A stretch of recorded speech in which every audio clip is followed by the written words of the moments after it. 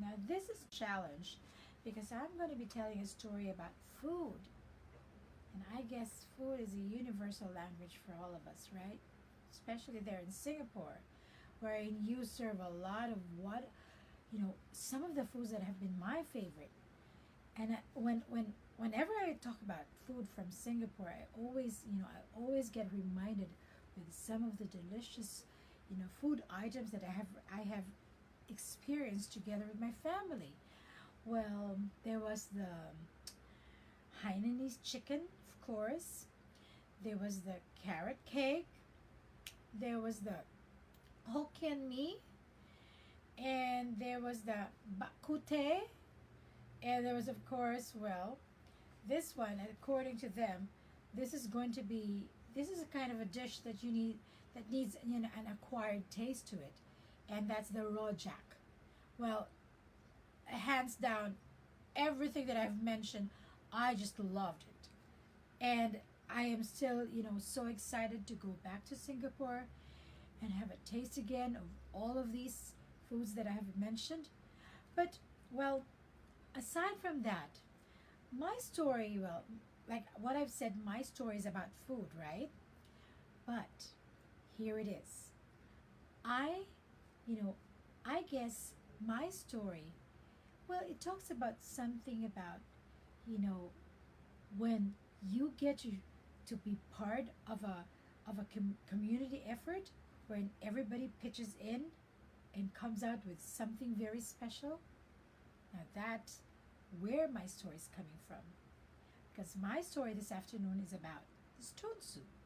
It's a retelling from the stone soup stories that had been told in Eastern Europe. So here it is, the stone soup. Once there were three soldiers who came from the war. Well, after coming home, from the war, they carried with them all of the, items that they were, using in the war. Probably, their jackets, or some of their clothes, and some of the, from their armory. So they were carrying it there by their backs. Carry. And part of that was a pot. Now, this is the pot that was found inside the bag of one of our soldiers.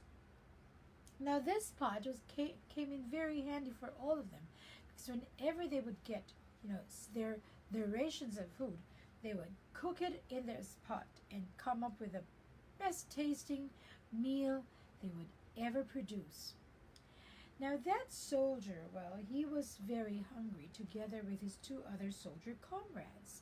And so when they got to a place, well, they came knocking at the doors of the village, and they said, "Excuse me, ma'am, can we ask for your kindness to give us some of your vegetables, perhaps, or a little piece of meat, so we can cook soup?" said one of the soldiers.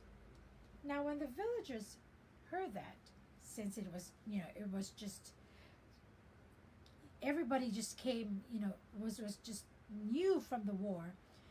Well, the villagers were very, very, they were very, I wouldn't say greedy, but they just had to be very careful in how they would be dispensing whatever supplies they have, because food was very, very scarce at the time.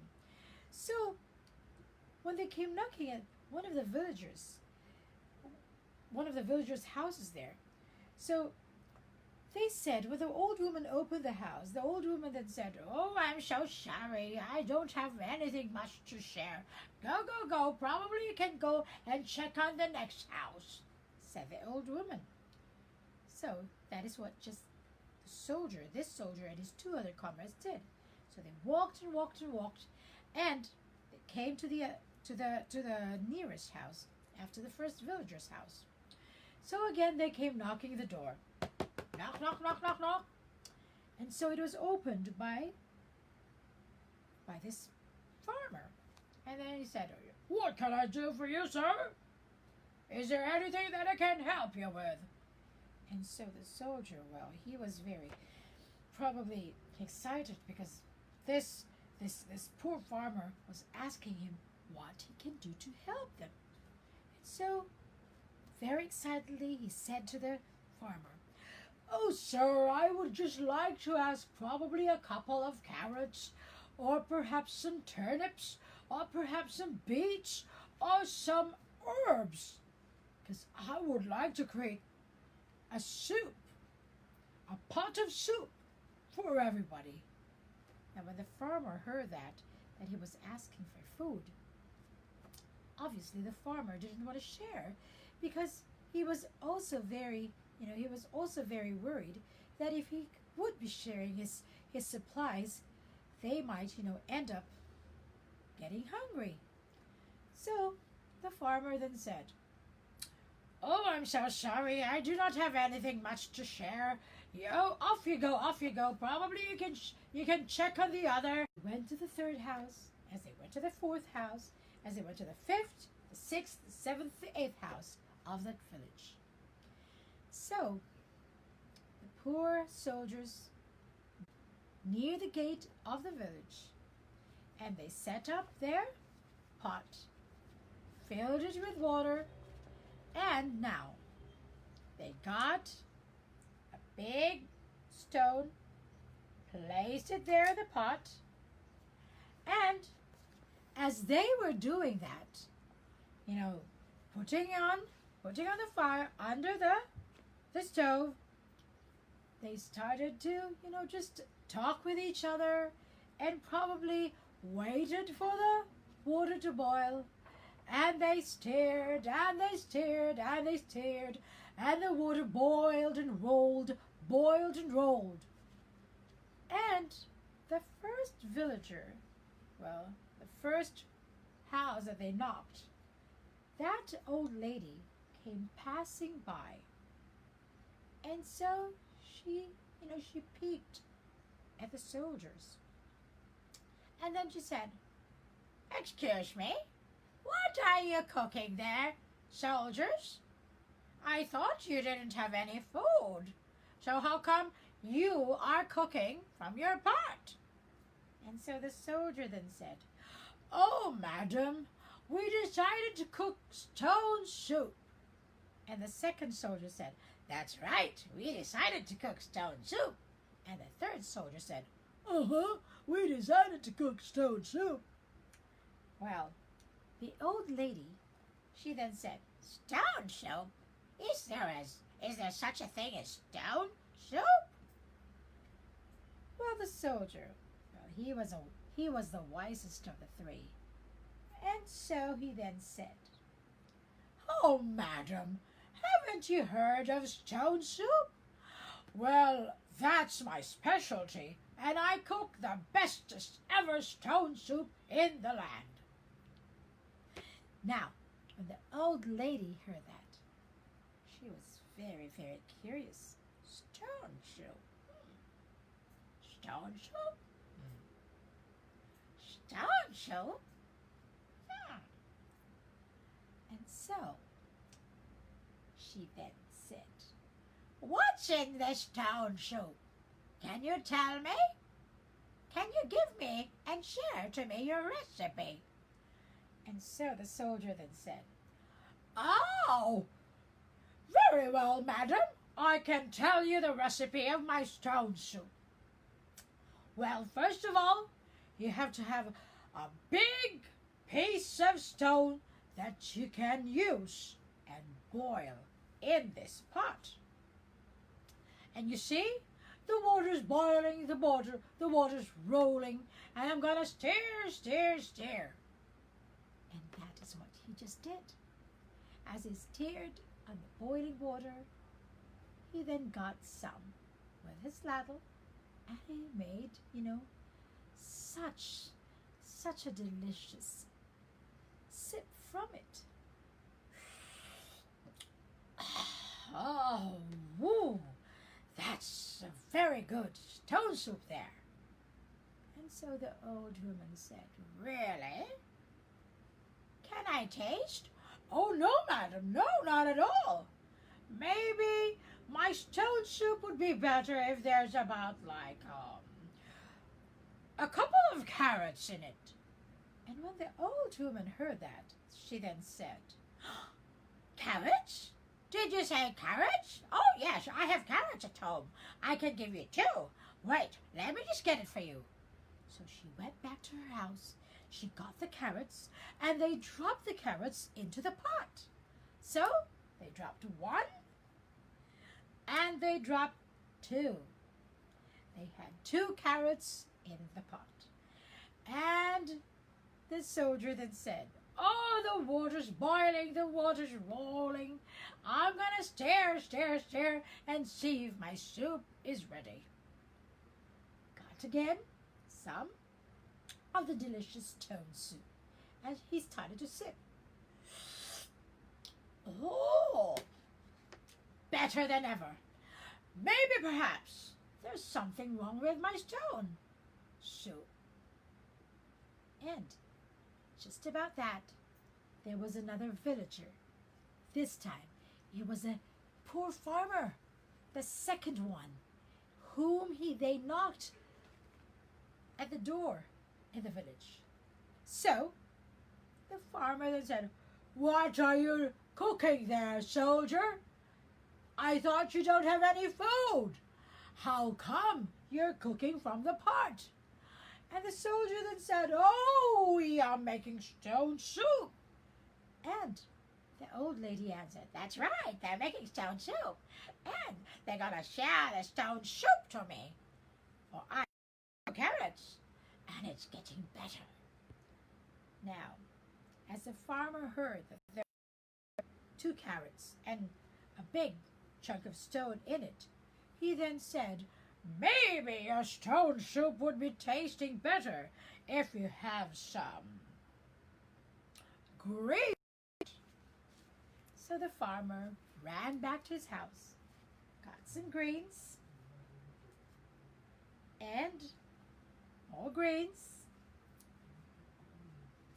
and more greens, and they dropped it all in the stones in the pot with the stone and the carrots. And because of that, the water again boiled and rolled, and this soldier started to stir and stir and stir and stir and stir and stir and stir, and they started to sip.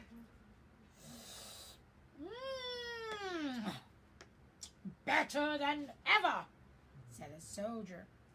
So the third villager again came by, and he saw again what they were doing, and they started to drop again more into it.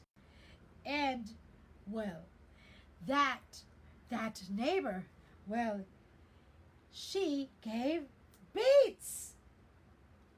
No, there was a beet here, and there was another beet there, and another beet one there, and another one here.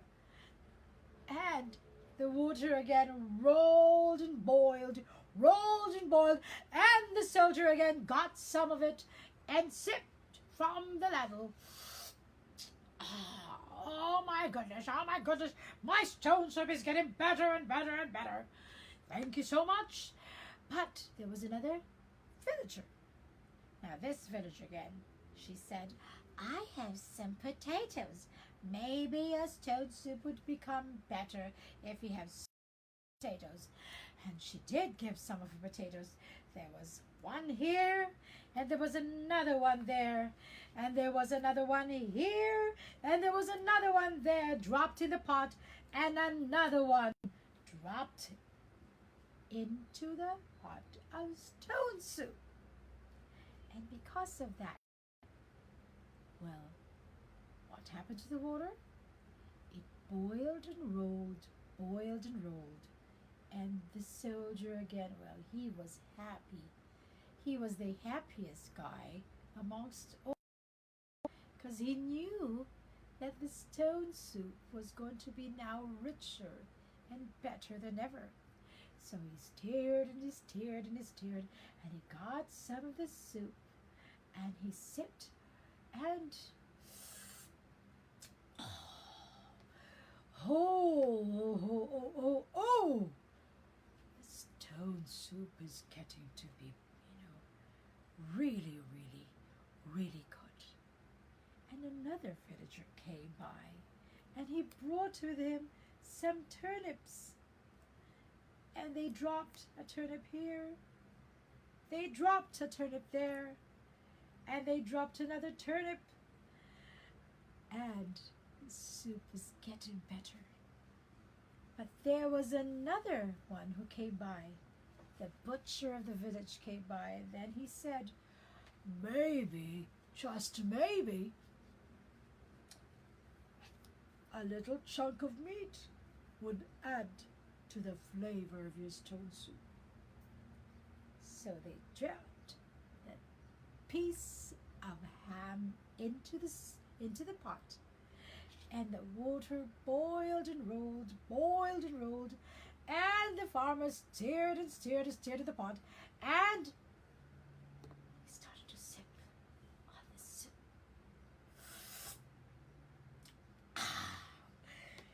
It is good, said the soldier. But lastly, there was another farmer who came by. He brought with him some of the herbs and said, best if we have some herbs in the soup. So they dropped some of the herbs, and they dropped some more, and they dropped some more,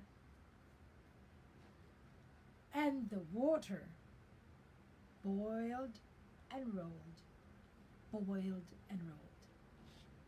and the soldier stirred and stirred and stirred and stirred and stirred, and got some of the soup and sipped the soup.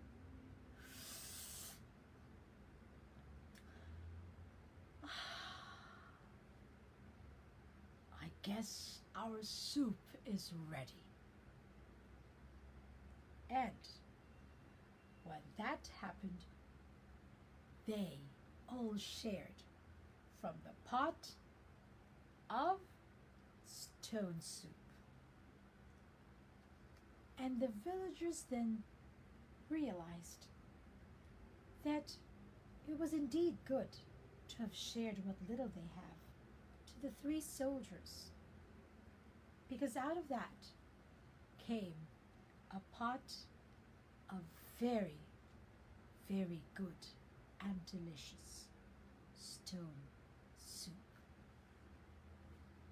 My own retelling of the classic story, The Stone Soup. So I hoped you loved the story of the stone soup. But before we go and end with the story, I would just like to share some of the items that went into the pot, and how you could probably make your own stone soup in this quarantine days. I guess first ingredient is you have to have a good piece of stone. And like the old lady, the first villager, the old woman, she shared her, what? She shared her carrots. That's right. And the farmer, he shared some greens. There. So first the old woman shared carrots, and then it was followed by greens, and then there was some of the beets.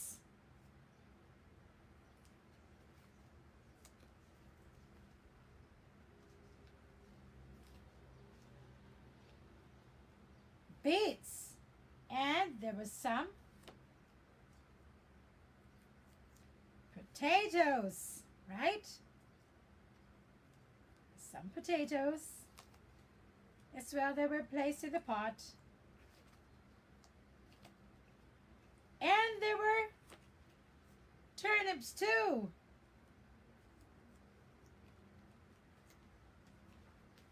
And lastly, there was a villager who shared her herbs.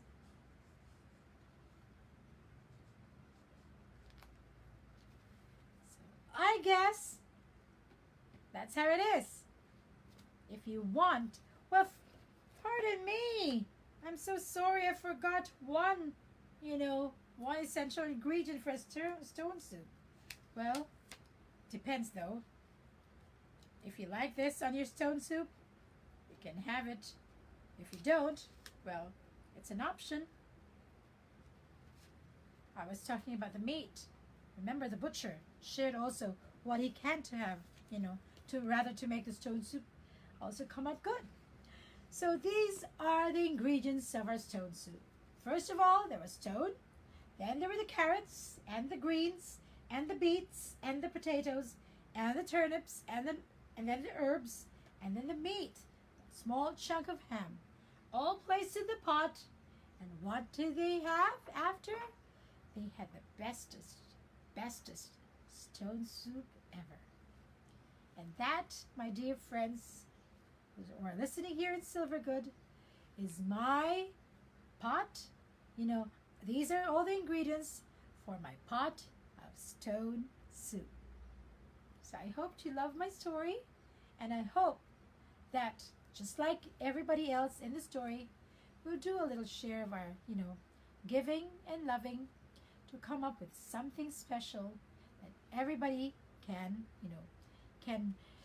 take part of, and of course, everybody can have a piece of chunk out of that special sharing. So that's my story, the stone soup. So once again, this is Melody, Teacher Melody, and I really had a wonderful time telling you about my own version of the stone soup. It's an Eastern European classic tale, and well, some of the portions of the story where there were the soldiers, those are there are versions, of course, that you have the characters of the soldiers as the ones who were making the stone soup. And for that, ladies and gentlemen, I came up with my own, version of the stone soup, my own retelling of the stone soup. So I hope you love that. And again, I would just like to greet some of the people there in Singapore. I'd like to thank, hi, Miss Rosemary Sumaya. And of course, I'd like to thank Miss Yin Mi Chia. And of course, Moses. Thank you so much, Moses and Lee. And I just love, doing this for all of you there, especially for our elderly, and even for the young ones who are listening and with their parents. So I just hope that you had a wonderful time listening to my story about the stone soup. And for next week, probably I'll tell again another different story that I will be preparing for all of you. Well, I won't tell you yet what it is, but definitely it'll be something special. So with that, thank you again, and I hope you have a wonderful weekend ahead. On behalf again of my husband and my children, thank you so much. This is again Teacher Melody saying, Teacher Melody Remorca from the Philippines saying thank you very much. And as we say in Filipino, maraming salamat po. Magandang hapon sa inyong lahat. Good afternoon. And in the meantime, I would just have to say goodbye. In Filipino, we say paalam.